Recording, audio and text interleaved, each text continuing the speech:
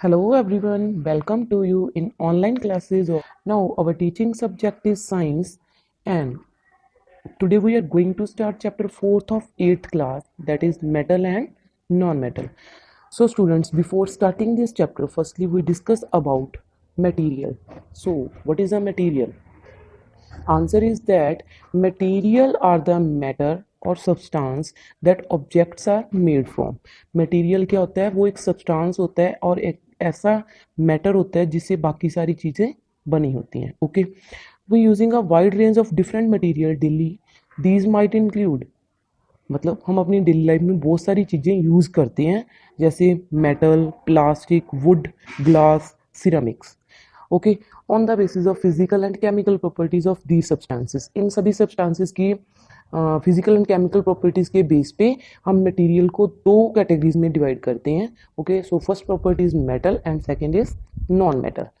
So now by giving some examples, I will be explain about physical properties of metal and non-metal.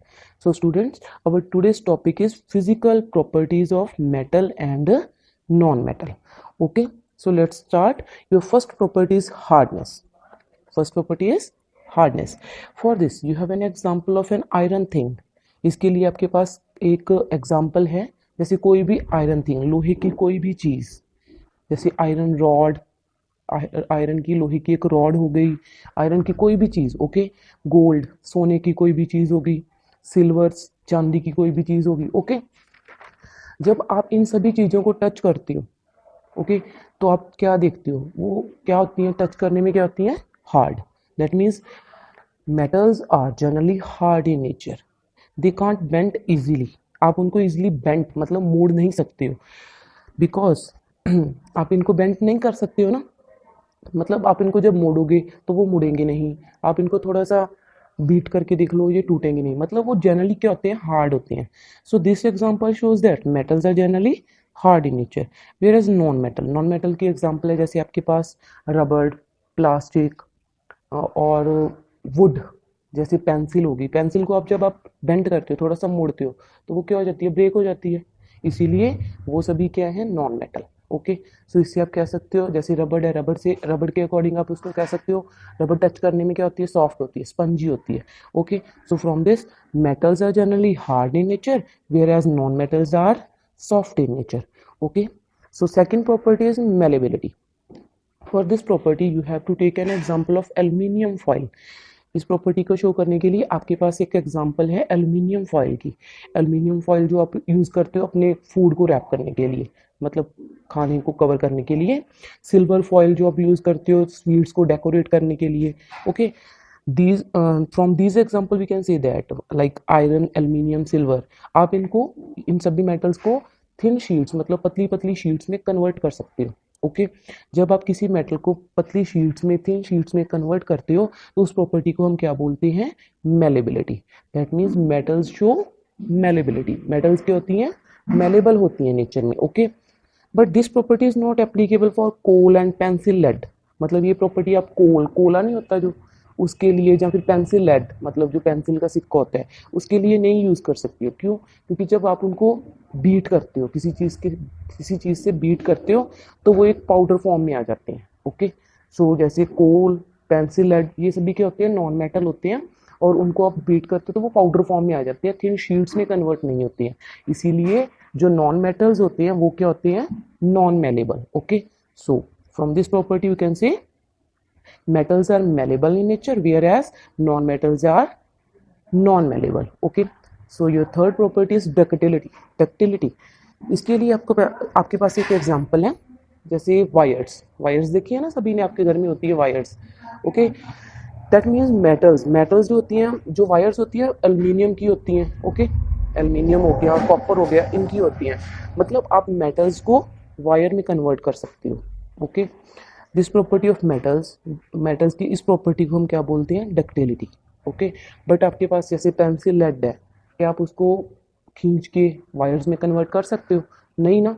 Okay, so from this we can say metals are ductile in nature whereas non metals are non ductile. Okay students, next your fourth property is conductivity. Conductivity मतलब जो conductance होती है। Conductance मतलब electricity या फिर heat का पास करना किसी चीज़ में से। Okay, so from this we can say जो मेटल्स होते हैं वो हीट एंड इलेक्ट्रिसिटी के क्या होते हैं, गुड कंडक्टर होते हैं। गुड कंडक्टर मतलब उनमें से इलेक्ट्रिसिटी एंड हीट पास करती है, बट नॉन मेटल्स में से हीट और इलेक्ट्रिसिटी पास नहीं करती है। इसके लिए आपके पास एक एग्जांपल है, जैसे आपके पास एक पैन है, मतलब जिसमें आप खाना पकाते हो। ओके, खाना पकाते हो, जो चाय बनाते हो।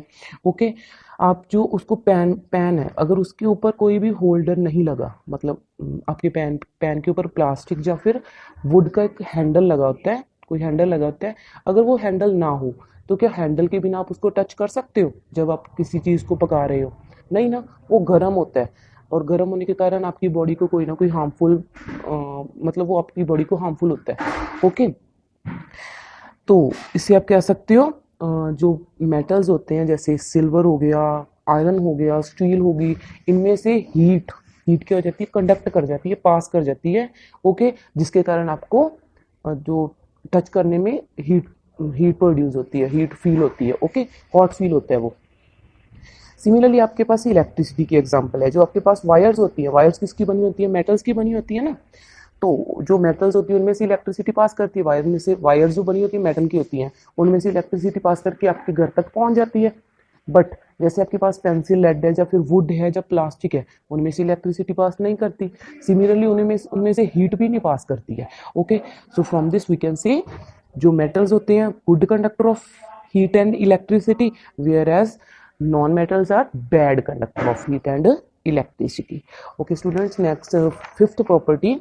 फिफ्थ प्रॉपर्टी क्या होती है, सनोरस। सनोरस मतलब साउंड प्रोडक्शन। ओके, जो मतलब साउंड का प्रोड्यूस करना, साउंड को प्रोड्यूस करने को हम क्या बोलते हैं, सोनोरिसिटी। ओके, जो मेटल्स होते हैं, जैसे आपके पास आपके स्कूल में एक बेल लगी होती है। ओके, जब आपको उसको हैमर के साथ बीट करते हो तो वो बेल बजती है, मतलब आपको सुनाई देती है। इसका मतलब जो मेटल्स होती है, जो बेल होती है, बेल क्या होती है, आयरन की होती है, जिसके कारण वो आपको सुनाई देती है। ओके, इसका मतलब जो मेटल्स होते हैं वो साउंड प्रोड्यूस करते हैं, लेकिन जो नॉन मेटल जैसे वुड है, वुड को आप हैमर के साथ स्ट्राइक करोगे तो ऐसी वो ज़्यादा साउंड प्रोड्यूस नहीं करेगा।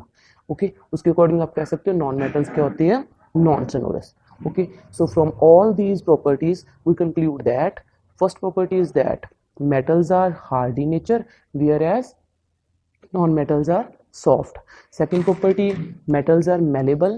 Malleable मतलब आप उनको thin sheet में convert कर सकते हो, whereas non-metals are non-malleable. Okay, third property, metals are ductile in nature whereas non-metals are non-ductile. And fourth property, metals are good conductor of heat and electricity whereas non-metals are bad conductor of heat and electricity.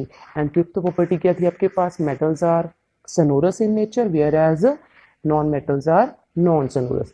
And last property एक और बची, जो metals होते हैं उनका surface क्या होता है, शाइन।